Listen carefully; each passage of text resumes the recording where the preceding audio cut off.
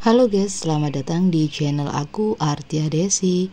Pada akhir episode kelima kita diperlihatkan bahwa Hakim Kang pergi menemui Sung Bing. Dia masuk ke dalam ruang perawatan di kantor polisi. Hakim Kang akan bersiap memulai penghakiman terhadap Sung Bing. Namun siapa sangka Detektif Han berada di bawah tempat tidur dan menghentikan Hakim Kang. Sebelum kita lanjut ke episode berikutnya, buat kalian semuanya yang baru nemuin channel aku, jangan lupa dukungannya, dan video ini aku buat hanya untuk menceritakan kepada kalian semua. Aku tetap menyarankan untuk kalian semua menonton pada saluran resminya. Hakim Kang menemui Sung Bing untuk memastikan tentang indikasi kepribadian ganda pada diri Sung Bing. Saat Hakim Kang meminta Sung Bing memunculkan karakter kodoen di dalam dirinya, ternyata dia dapat melakukannya dan dapat berubah-ubah karakternya. Hal ini tentu sangat mencurigakan. Setelah Hakim Kang pergi, ternyata Sung Bing berubah kembali menjadi karakter Kim Soyo, yaitu seorang anak kecil. Hakim Kang yakin bahwa Sung Bing hanya berpura-pura saja, karena karakter ini dapat diatur perubahannya. Malam hari ketika Hakim Kang akan melakukan penghakiman terhadap Sung Bing dengan cara menyamar sebagai dokter yang akan memeriksanya. Saat itu Detektif Han ternyata bersembunyi di bawah tempat tidur Sung Bing. Hakim Kang pun terkejut dengan keberadaan Detektif Han. Dia pun buru-buru kabur meninggalkan Detektif Han. Detektif Han pun berusaha mengejar Hakim Kang, namun ketika lampu menyala ternyata Detektif Han menangkap orang yang salah. Hakim Kang ternyata berhasil kabur, tentu ini karena bantuan Le Aron. Sesampainya di villa, ternyata Detektif Han sudah menunggunya. Detektif Han yakin bahwa yang dia lihat di kamar Sung Bing adalah Hakim Kang, di mana Hakim Kang mencoba membunuh Sung Bing. Di sini Detektif Han menirukan ucapan Hakim Kang kepada Sung Bing. Tetapi Hakim Kang menyangkal semua ucapan Detektif Han dan memintanya untuk membawa bukti ketika dia menuduhnya. Tentu saja Detektif Han tidak dapat membuktikan apa-apa. Dengan wajah kesal, Hakim Kang masuk ke dalam rumahnya. Sementara itu semua detektif masuk curiga dengan ponsel milik putra Sung Bing. Namun mereka belum dapat membukanya karena ponsel ini adalah keluaran lama. Keesokan harinya persidangan pun dimulai, di mana Sung Bing terus menyangkal perbuatannya. Dia kekeh dengan pernyataannya bahwa dia tidak membunuh keluarganya. Saat Hakim Kang akan memberikan keputusan, tiba-tiba Detektif Han datang dengan membawa sebuah bukti rekaman, yaitu rekaman audio yang disimpan oleh putra Sung Bing.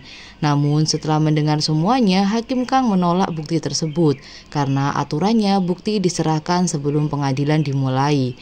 Detektif Han pun kesal dan menyalakan bukti rekaman tersebut sehingga semua orang dapat mendengarnya. Ternyata benar bahwa Sung Bing ini tidak memiliki kepribadian ganda.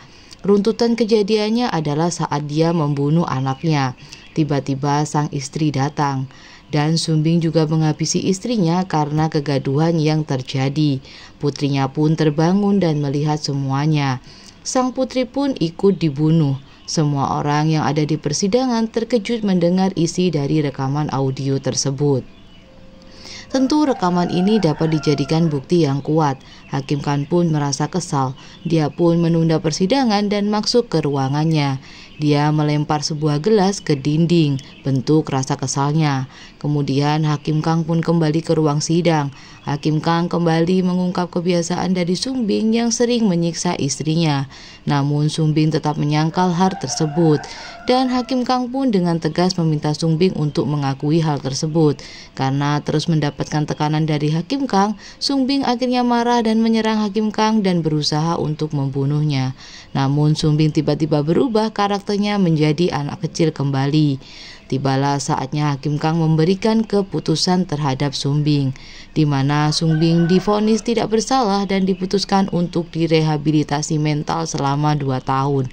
Hal ini membuat semua orang kaget dan juga kecewa, terutama ibu mertua dan keluarganya, di mana tidak anaknya dan cucunya telah dibunuh oleh Sung Bing. Namun Hakim Kang tidak memperdulikan semua itu.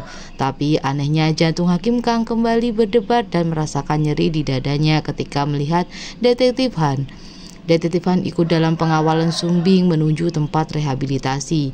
Dia terus mengawasi Sung Bing di dalam bis tahanan. Falak memberitahukan kepada Hakim Kang bahwa detektif Han ada di dalam bus tahanan tersebut. Terlihat Hakim Kang mempunyai rasa khawatir, namun dia menyembunyikan hal tersebut.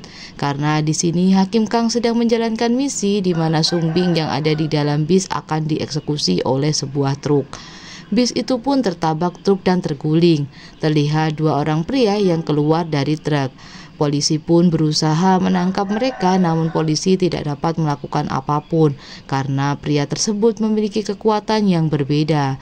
Dua pria tersebut akhirnya berhasil membawa Sung Bing pergi. Detektif Han terbangun dan mencoba untuk menghentikannya, namun semua itu sia-sia karena pria tersebut sangatlah kuat.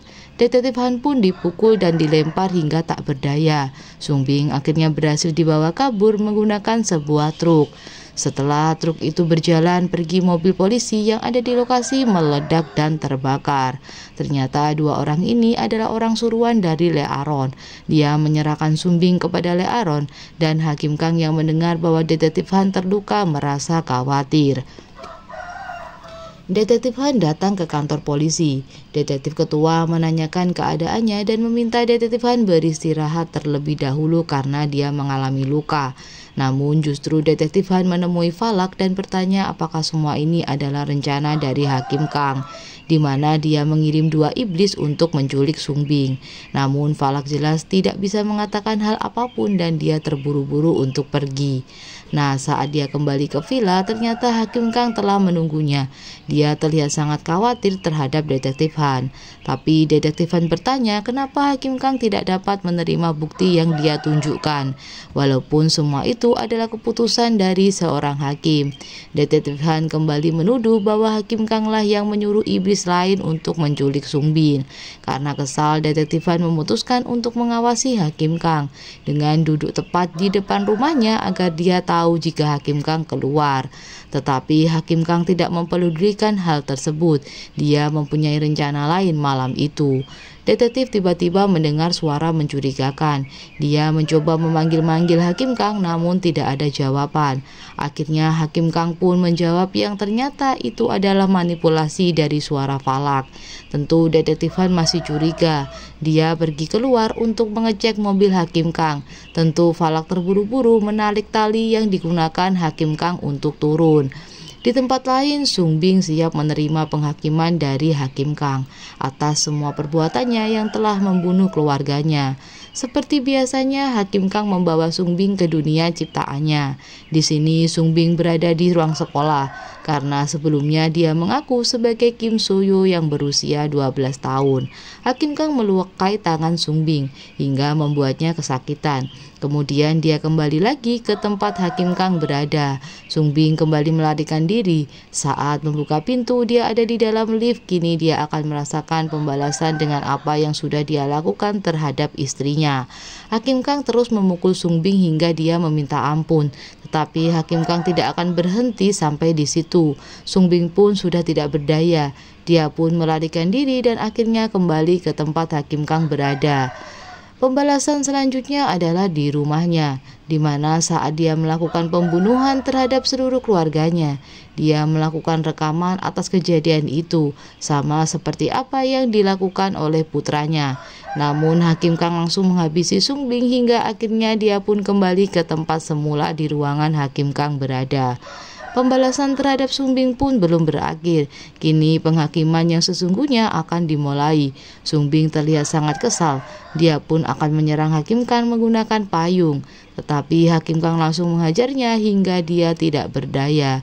Sung Bing dibuat berlutut dan juga meminta ampun kepadanya. Tapi semua itu sia-sia. Kini dia harus merasakan apa yang sudah dia lakukan terhadap keluarganya. Tibalah saatnya Hakim Kang mengirim Sung Bing ke neraka.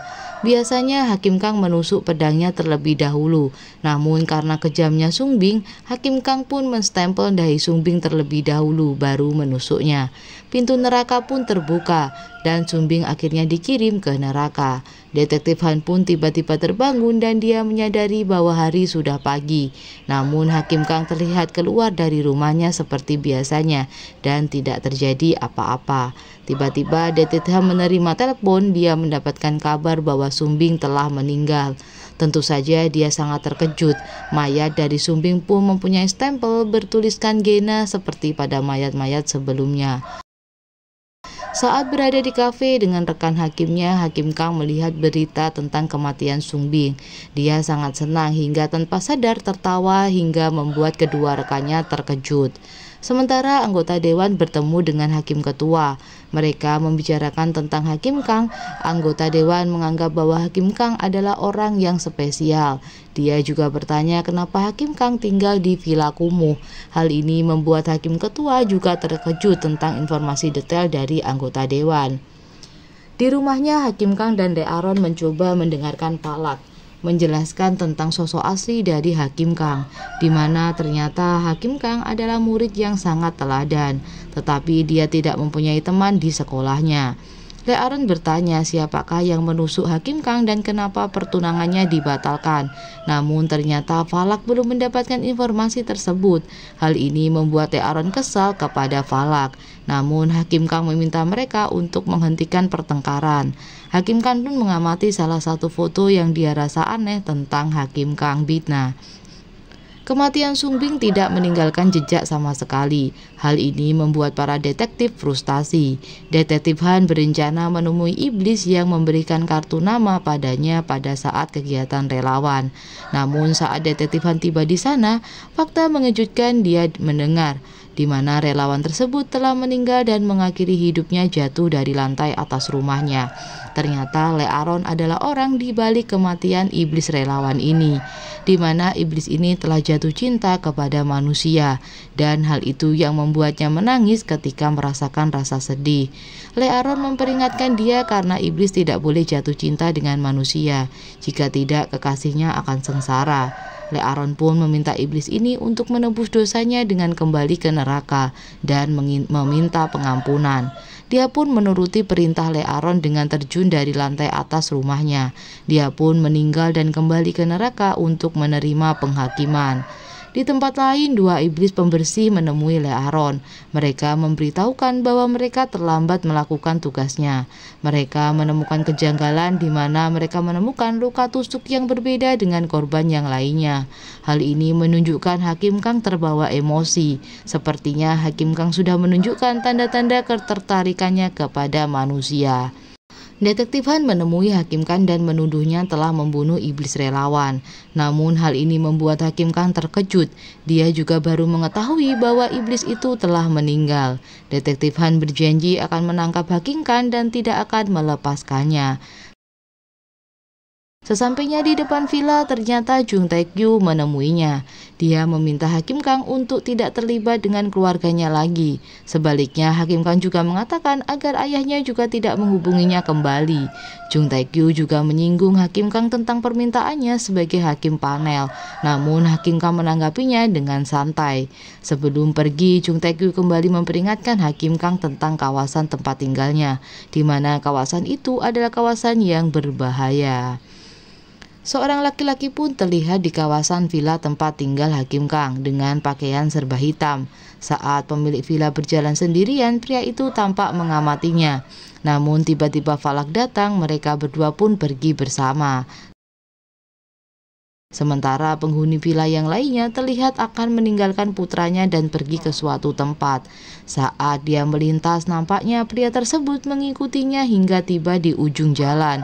Wanita itu pun disekap dan diseret, HP-nya pun terjatuh. Nampak panggilan masuk di HP tersebut yang merupakan telepon dari putranya. Episode ini pun berakhir.